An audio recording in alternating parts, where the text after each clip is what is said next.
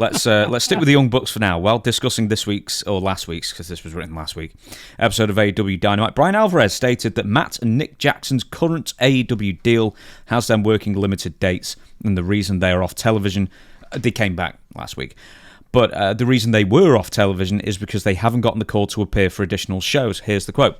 "Listen, everybody, you think that the Young Bucks book their own stuff? They don't," he said. "If you're upset about the Young Bucks not being on TV, if you're upset about the Bucks not defending their tag team titles, there is one person you can be upset at, and that's Tony Khan. Because whatever contracts they signed, it was for X number of dates, and he has not wanted them to. He's not wanted to pay them." Okay. He continued, "It's like Brock Lesnar. Remember, people got mad for Brock for never showing up. Like somehow Brock was calling the shots. He had X number of dates. They didn't want to pay him for extended periods of time, so they told him to stay home. And then when they wanted him, they called him and he came back to work. That's exactly what the Bucks will do when they get the call." The Young Bucks have had 18 matches so far this year. They are both making well in excess of $1 million each. The Young Bucks. What do you think of that? That's another. I think Tony Khan, instead of trying to book a wrestling company, I think he needs to take a mathematical course, or a bookkeeping course. You got to make the books match. They've had 18 appearances this year. Very specifically, they've had 18 matches. They would have had maybe more appearances just doing backstage skits or whatever, or pile driving Tony Khan. Is this including house shows? This is including everything, 18 matches. 18 matches this year. Yeah, so that'll be... My God. Yeah, 18. So they will wrestle it all in. So by the end of August, they will have wrestled 19 times. Wow. 19 times and make over $1 million. Unbelievable. Years ago, I wrestled 14 times in 1 week. And hell, I ended up, when I took out my expenses, I made like $50.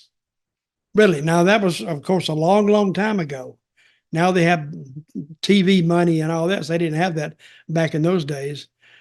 But they just need to just maybe be forgotten and still make the money. I mean, how many years like this does it take for them to be kind of set up for life, really? I don't know, but what do you think? Well, I was just thinking about what Kevin Nash had said. That I don't know if we discussed it on a previous episode or me and Stevie Richards did. I know me and Stevie did. And, we're sat here complaining about people making tons of money and not having to wrestle a ton of matches. And, it's not the Young Bucks' fault. It is the Young Bucks' fault in the best way. They're not putting the bodies on the line every single day or even every week or every other week. And that's great. But the fact is that where's the fine balance between people getting paid properly and you getting your return on your investment? Well, the Young Bucks might think they're getting paid properly because you want as much money as you can get. I don't blame them. The blame here lies in Tony Khan. He signed the deal. It's his money. He's paying them.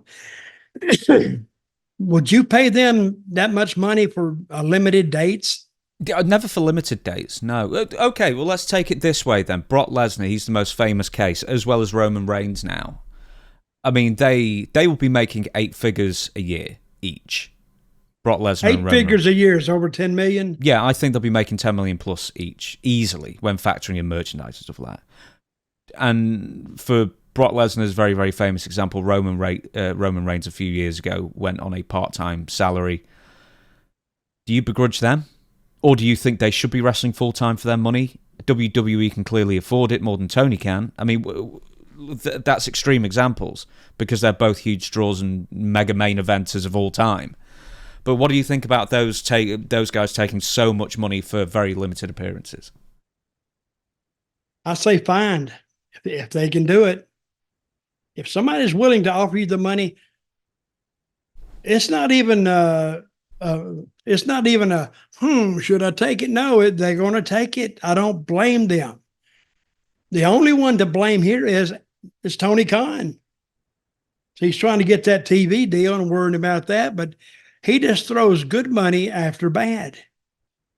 So, and I want him to stay in business. I want these guys to have a place to go. I want them to make good money. Of course I do. But to me, it's just look at it. The money management is mismanaged, I think. Now, it's not my money. It's Tony's money.